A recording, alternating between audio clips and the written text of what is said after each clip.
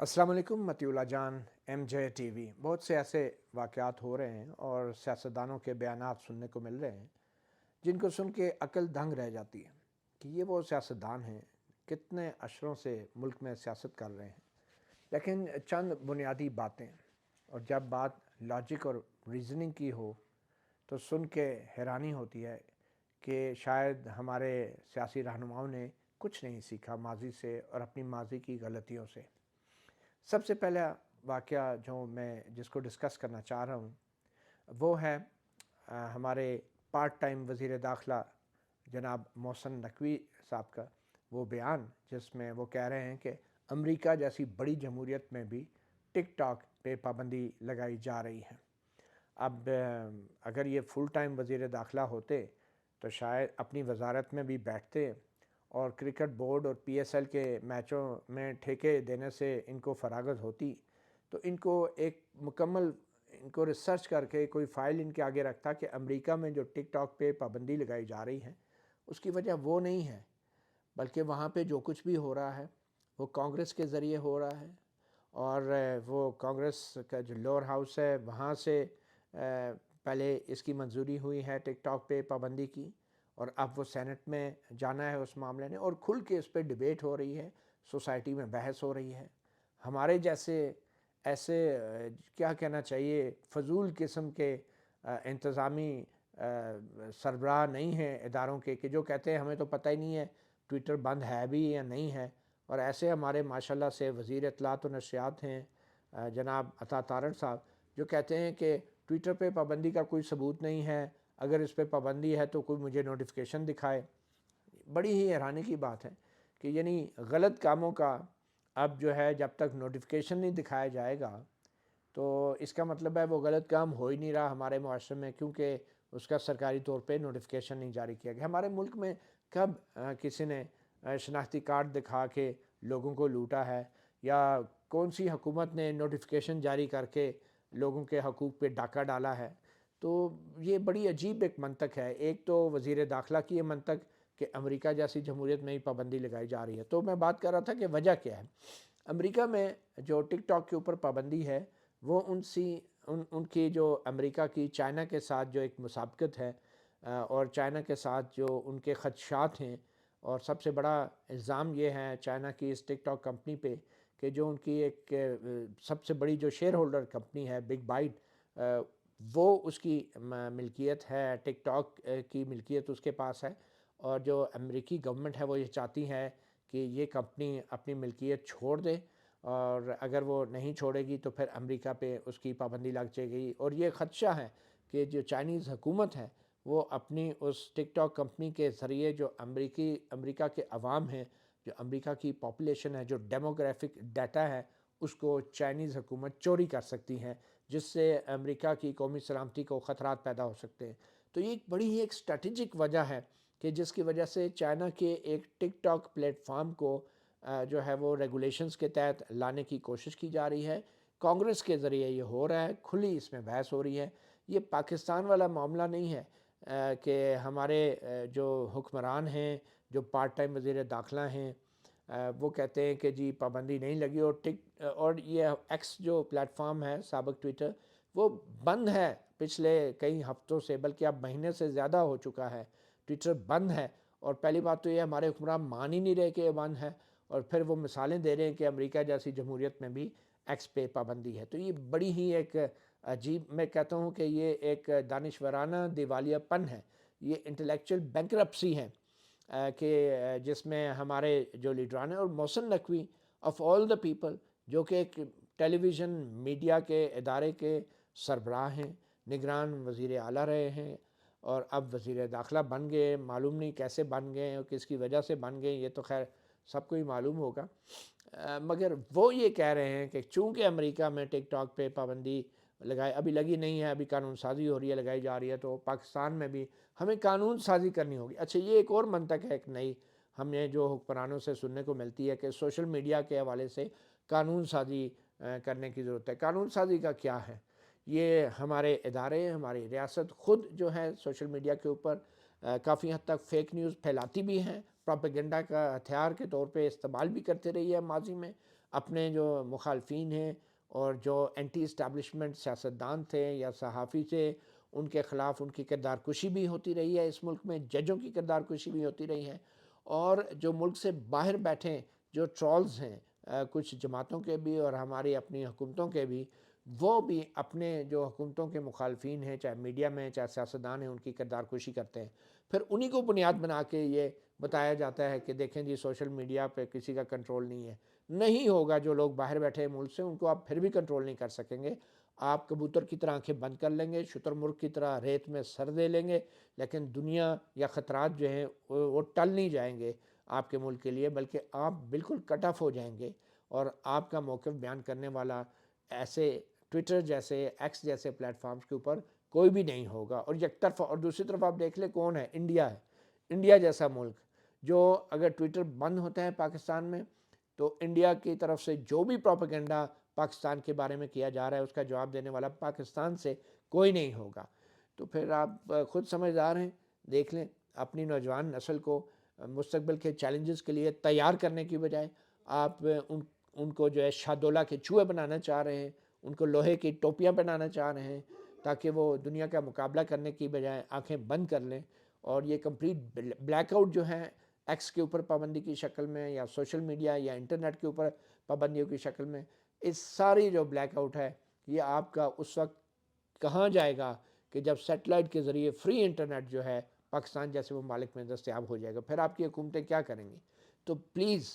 تیار کریں اپنی نوجوان نسل کو دلائل کے ساتھ انٹرنیٹ کے اوپر سوشل میڈیا پلیٹ فارمز کے اوپر پاکستان مخالف پروپیگنڈا کا مقابلہ کرنے کے لیے، نہ کہ ان کو شادولہ کے چوہے بنائیں اپنے پلیٹ فارمز کو بند کر کے۔ تو یہ تو ایک معاملہ تھا جو میرے خیال میں بڑا ہی نازک تھا، اور افسوس اس بات کا ہوتا ہے کہ اب جو کوالٹی آ رہی ہے ہمارے حکمرانوں کی، ہمارے سو کالڈ سیاستدانوں کی، وہ دن بدن بگڑتی جا رہی ہے۔ اسی کوالٹی کی بات کرتے ہوئے ایک اور جو اہم ایشو ہے، ریسنٹلی ہم نے دیکھا سابق وزیر اعظم نواز شریف نے پنجاب کے اندر اپنی جو دختر ہیں مریم نواز جو چیف منسٹر ہیں پنجاب کی، ان کے ساتھ والی کرسی پہ بیٹھ کے سرکاری افسران کے ایک اجلاس کی ایک صدارت کی۔ اب مجھے سمجھ نہیں آتا کہ نواز شریف جو کہ ایک ایم این اے ہیں ابھی تک ہیں، ان کی کس حیثیت میں انہوں نے اس سرکاری اجلاس کے اندر شرکت کی، چاہے جائے کہ صدارت کرتے وہ، اور کیا مریم نواز نے ان کو اپنا والد کے طور پہ احترام دیا ہے کہ اپنے ساتھ وزیر اعلیٰ کے ساتھ؟ یہ کوئی بادشاہت ہے؟ یہ کوئی خاندان کی حکومت ہے؟ یہ کوئی تخت لاہور ہے کہ جس میں نواز شریف ایک تخت پہ بیٹھیں گے اور ان کی بیٹی ساتھ والی کرسی پہ بیٹھیں گی؟ یہ ایک آئینی عہدہ ہے وزیر اعلیٰ کے پاس، مریم نواز شریف کے پاس، اور اس آئینی عہدے کو سنبھالنے سے پہلے آپ نے ایک حلف اٹھایا ہوتا ہے کہ جو سرکاری امور ہیں، جو معاملات ان کے سامنے لائے جائیں گے، وہ آپ ان کو باہر ظاہر نہیں کریں گے۔ اور نواز شریف کس قانونی حیثیت سے، کس سٹیٹس کے ذریعے، ہم نے اخباروں میں پڑھا کہ وہ ہدایات دے رہے ہیں گیس کی قیمتیں کم کرنے کے حوالے سے، وہ پوچھ رہے ہیں یہ کیسے کم ہوگی، اور یہ کون نواز شریف کیسے یہ کر سکتے ہیں؟ 3 دفعہ کا منتخب وزیر اعظم، اس نے ابھی تک یہ نہیں سیکھا کہ یہ ان کو اختیار نہیں ہے کہ وہ ایک صوبے کی حکومت میں، بے شک ان کی بیٹی کی حکومت ہے، وہ ایسے سرکاری اجلاسوں میں شریک نہیں ہو سکتے۔ اور یہی ایک کچھ بنیادی فائن لائنز ہیں جو میرے خیال میں ہمارے سیاستدانوں کو سمجھنے کی ضرورت ہے۔ اور یہ آٹے کی بوری کے اوپر نواز شریف کی جو تصویر تھی اس کے اوپر پہلے ہی تنقید ہو رہی تھی، تو شاید اب نواز شریف نے سمجھا کہ ابھی بھی لوگوں کو شک ہے، کیونکہ شک تو بجا تھا نواز شریف صاحب کی جن 2 حلقوں میں جو ایک میں مانسیرا میں شکست ہوئی ہے اور لاہور میں جو کامیابی ہے وہ بھی مشکوک ہے، یا مشکوک بنائی گئی ہیں، اس میں کوئی شک نہیں ہے کہ بہت کچھ ہوا ہے، اور یقینی طور پہ نواز شریف کے خلاف بھی سازش ہوئی ہے، مگر ایسی سچویشن کے اندر یہ تاثر تھا کہ نواز شریف شاید ارریلیونٹ ہوتے جا رہے ہیں اور آپ شاید قومی اسمبلی کے اجلاس میں بھی نہیں آئیں گے۔ تو اس تاثر کو دھونے کا کیا یہ طریقہ تھا کہ ایک وزیر اعلیٰ جو ہے اپنے ساتھ اپنے والد کو بٹھا کے لوگوں میں پھر یہ ظاہر کرے کہ دیکھیں نواز شریف ابھی بھی ریلیونٹ ہیں، وہ ابھی بھی فیصلے کر رہے ہیں؟ یہ آپ کسی بچے کو خوش کرنے کے لیے تو ایسے کرسیوں پہ بٹھا سکتے ہیں، ایک دن کے لیے آئی جی بنا سکتے ہیں، ایک دن کے لیے جنرل بنا سکتے ہیں، لیکن کوئی 3 دفعہ کا منتخب وزیر اعظم جو ہے اس کو اس طرح کرسیوں پہ بٹھا کے آپ کیا ان کو کس قسم کا آپ تاثر دینا چاہ رہے ہیں؟ کیا یہ واحد طریقہ ہے ثابت کرنے کا کہ نواز شریف ابھی بھی ریلیونٹ ہیں؟ حقیقت تو یہ ہے کہ اپنی ان حرکتوں کی وجہ سے اور اپنے ان پریکٹسز کی وجہ سے نواز شریف بہت تیزی سے جو ہے وہ ارریلیونٹ ہوتے جا رہے ہیں اس تمام سیاسی عمل کے اندر۔ بہتر طریقہ تو یہ تھا کہ اگر آپ ایم این اے بن گئے تھے تو آپ وزارت عظمیٰ سنبھالتے، وہاں تو آپ نے اپنے بھائی کے حوالے کر دی، معلوم نہیں کوئی ڈیل تھی کیا تھی، لگتا تو یہی ہے پھر اب ڈیل تھی، لیکن پھر جن کے ساتھ ڈیل ہوئی تھی انہوں نے اس بات کو یقینی بنایا کہ کہیں آپ ڈیل کی خلاف ورزی نہ کر لیں، تو اس لیے وہ جو حلقہ جتایا یا جو حلقہ جیتا گیا ہے وہ بھی مشکوک ہے۔ تو یہ بڑے افسوس کی بات ہے۔ میں سمجھتا ہوں کہ نواز شریف صاحب کو ایسے معاملات میں نہیں پڑنا چاہیے سرکاری امور کے اندر۔ بطور ایم این اے اگر وہ ہیں تو وہ اچھے لگتے ہیں کہ قومی اسمبلی کے اندر اپنی سیٹ سنبھالیں، نہ کہ صوبے میں جا کے اپنی بیٹی کی وزارت اعلیٰ اور حکومتی معاملات میں مداخلت کریں۔ یہ مداخلت نہیں ہونی چاہیے۔ اور ایک طرف تو صوبائی خود مختاری کی بات کی جاتی ہے کہ وزیر اعظم صوبائی معاملات میں مداخلت نہ کریں، اور دوسری طرف جو ہے ایک ایم این اے جو ہے اسلام آباد سے جا کے پنجاب میں اس طرح سرکاری امور کے اندر مداخلت کرتا ہے، یہ بھی اچھا نہیں لگتا۔ کل نواز شریف صاحب یہ بھی ان کے دل میں خواہش پیدا ہو سکتی ہے کہ شہباز شریف بھی مجھے ساتھ والی کرسی پہ بٹھا کے مجھے جو ہے وہ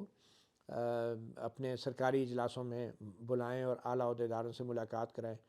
پھر نواز شریف صاحب کو کہاں کہاں بٹھائیں گے، کہاں کہاں کرسیوں پہ بٹھائیں گے؟ پھر قومی سلامتی کے کمیٹی کا جو اجلاس ہے اس میں بھی کیا وزیر اعظم اتنی ہمت کریں گے؟ کیا وہ کابینہ کے اجلاسوں میں بھی نواز شریف کو ساتھ بٹھا سکیں گے؟ بٹھا سکتے ہیں لیکن صدارتی چیئر پہ نہیں۔ خصوصی دعوت کے اوپر ایک وزیر اعلیٰ یا وزیر اعظم کسی بھی ایم این اے کو خصوصی دعوت دے کے اس اجلاس کے اندر ایک بطور ایک جس کو کہتے ہیں کہ پارٹیسپینٹ ان کو بٹھا سکتے ہیں، لیکن ان کو یہ حق نہیں دیا جا سکتا کہ وہ صدارت کی کرسی کے ساتھ بیٹھ کے سرکاری افسران کو ہدایات وغیرہ جاری کریں۔ یہ ایک دوسرا اہم معاملہ تھا۔ اب تیسرا جو ہے وہ خیبر پختونخوا کے علی امین گنڈا پور صاحب کو جو ناقابل ضمانت وارنٹ گرفتاری جاری ہوئے، اور اس میں ایک ریٹائرڈ جنرل کو بھی ہے، اور پی ٹی آئی کے بڑی تعداد میں جو دوسرے لیڈران ہیں 9 مئی کے حوالے سے یہ وارنٹ جاری ہوئے۔ یہ ایک تکنیکی عمل ہے، ایک عدالتی عمل ہے، عدالت میں مقدمات زیر سماعت ہیں، یہ لوگ پیش نہیں ہوئے تو پہلے قابل ضمانت وارنٹ گرفتاری جاری ہوئے، پھر اگلی تاریخ پر نہیں ہوئے، اب ناقابل ضمانت وارنٹ گرفتاری جاری ہو گئے۔ اب اگر یہ پشاور سے علی امین گنڈا پور جو ہیں ہائی کورٹ سے یا اسلام آباد سے جو پی ٹی آئی کے لوگ ہیں وہ ہائی کورٹوں سے راہداری ضمانت لے لیتے ہیں، ٹرانزٹ بیل لے لیتے ہیں، پروٹیکٹیو بیل لے لیتے ہیں، تو پھر ان کو گرفتاری کا کوئی خدشہ نہیں ہے، اور جو ہی یہ پیش ہو جائیں گے ان عدالتوں میں تو وہ جو ناقابل ضمانت وارنٹ گرفتاری ہیں وہ ختم ہو جائیں گے۔ تو یہ ایک پروسیجرل میٹر ہے، کوئی اتنی بڑی بات نہیں ہے، لیکن اگر یہ تاثر دیا جا رہا ہے کہ پنجاب کی پولیس جو ہے وہ علی امین گنڈا پور جو خیبر پختونخوا کے وزیر اعلیٰ ہیں انہیں گرفتار کر کے پیش کرے گی، یہ تاثر غلط ہے، ایسے ہوگا نہیں، یہ ایک پروسیجرل میٹر ہے۔ اور میرے خیال میں وزیر اعلیٰ کو بھی، چاہے وہ خیبر پختونخوا کے ہیں، چاہے وہ پنجاب کے ہیں، بلوچستان یا سندھ کے، ان کو اس حوالے سے جو ہے قانونی راستہ اپنانا چاہیے۔ اور یہ کوئی اتنا بڑا ایشو نہیں ہے، مگر ایک ایشو یہ ضرور ہے کہ ایک لٹکتی تلوار ہے خیبر پختونخوا کے وزیر اعلیٰ علی امین گنڈا پور کے اوپر بھی، اور اس سے پہلے الیکشن کمیشن بھی ان کی نااہلی کے حوالے سے ایک درخواست پہ نوٹس دے چکا ہے، اور اب یہ جو 9 مئی کے مقدمات ہیں یہ بھی ایک پیغام ہے آبویسلی کہ آنے والے وقت میں اپنے آپ کو جو ہے وہ آپ آنے والے وقت میں درست رکھیں اور اپنے آپ کو صحیح سمت میں رکھیں، وفاق سے کسی قسم کا کوئی جو ہے وہ پنگا نہ کرے۔ اور یہ ایک میں سمجھتا ہوں علی امین گنڈا پور کے حوالے سے بھی یہ ایک اہم ڈیولپمنٹ تھی جو اب چیف منسٹر ہیں خیبر پختونخوا کے۔ ایک اور ہم ایک اہم کیس اب دیکھ رہے ہیں کہ جو سائفر کا اسلام آباد ہائی کورٹ میں جو اپیلیں چل رہی ہیں ان میں اب باقاعدہ دلائل ہو رہے ہیں، اور نیچے جو عدالت نے سزا سنائی ہے سابق وزیر اعظم عمران خان کو، اس کے میرٹ کے اوپر ڈسکشن ہو رہی ہے، اور سب سے بڑی جو چیز سامنے آ رہی ہے کہ سرکار کی طرف سے سرکاری وکیل تعینات کیے گئے تھے کہ وہ عمران خان کے وکیل بن کے دلائل دیں، کیونکہ عمران خان کے وکیل پیش نہیں ہو رہے تھے۔ ایک تاثر یہ تھا کہ شاید وہ تاخیری حربے استعمال کرنے اور الیکشن سے پہلے تاکہ کوئی فیصلہ نہ آ سکے، مگر دوسری طرف تاثر یہ بھی تھا کہ جو پروسیکیوشن تھی، جو گورنمنٹ تھی نگران حکومت، وہ چاہ رہی تھی کہ الیکشن سے پہلے سزا بھی سنا دی جائے، تو دونوں کو شاید کوئی بڑی ہی وہ پینک تھی کہ الیکشن سے پہلے سزا نہ آئے، لیکن سزا ہو گئی اور سرکاری وکیلوں کو تعینات کیا گیا عمران خان کے وکیلوں کی جگہ، اور اس کے اوپر بہت سارے سوالات اٹھ رہے ہیں۔ اور آج اسلام آباد ہائی کورٹ میں وہی دو ججز، چیف جسٹس عامر فاروق اسلام آباد ہائی کورٹ اور جسٹس میاں گل حسن اورنگزیب، یہ وہی ججز ہیں جنہوں نے پاناما کے کیس مقدمات بھی اپیلوں میں سمیٹے تھے، اور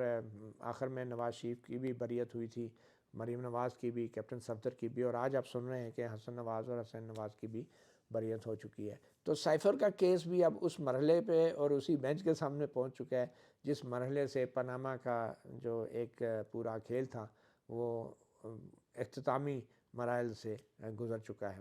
تو اب دیکھیں، اس بات کی توقع ہے کہ شاید سائفر کا کیس دوبارہ ریمانڈ ہو سکتا ہے کہ اس کو صحیح طرح سنا نہیں گیا، تو وہ پھر اب نئے سرے سے گنتی ہوگی جو بھی ہوگی معاملات کی، اور مگر لگتا نہیں کہ کیس اتنی آسانی سے ختم ہوگا، کیونکہ 9 مئی کا کیس بھی جاری ہے، سائفر کا کیس بھی جاری رہے گا جب تک جو ہے یہ تسلی نہیں ہوگی کسی کی کہ معاملات سٹیبل رہیں گے اور موجودہ نظام کو براہ راست کوئی خطرہ نہیں ہوگا، تو اس وقت تک یہ مقدمات بھی جو ہے وہ سٹیبل رہیں گے اور وہ برقرار رہیں گے۔ اس میں سب سے اہم مقدمہ جو اب دیکھنے والا ہے وہ پی ٹی آئی کو، سنی اتحاد کونسل کو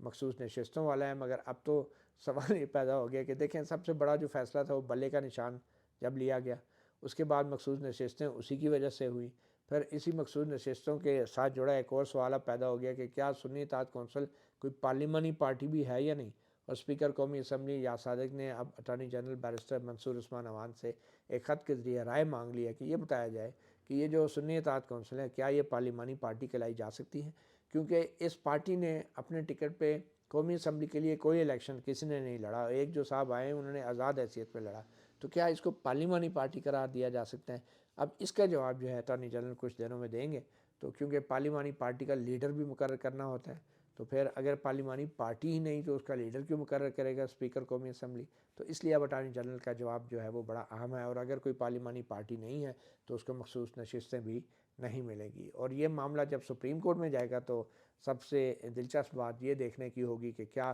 چیف جسٹس قاضی فائزہ خود یہ کیس سنیں گے یا پھر کسی اور بینچ کے سامنے اس کیس کو بھیجیں گے۔ مناسب تو شاید یہی ہے کہ وہ خود نہ سنیں اور کسی اور کے سامنے بھیج دیں، کیونکہ سب سے بڑا اور اہم فیصلہ جو انہوں نے بلے کے نشان کے حوالے سے کیا تھا وہ بہت ہی متنازع ہو گیا تھا، اور بڑے ہی ایک ایسے وقت میں کیا تھا کہ ایک دن کے بعد الیکشن سے، اور پھر جو کچھ الیکشن میں ہوا وہ آپ نے بھی دیکھ لیا۔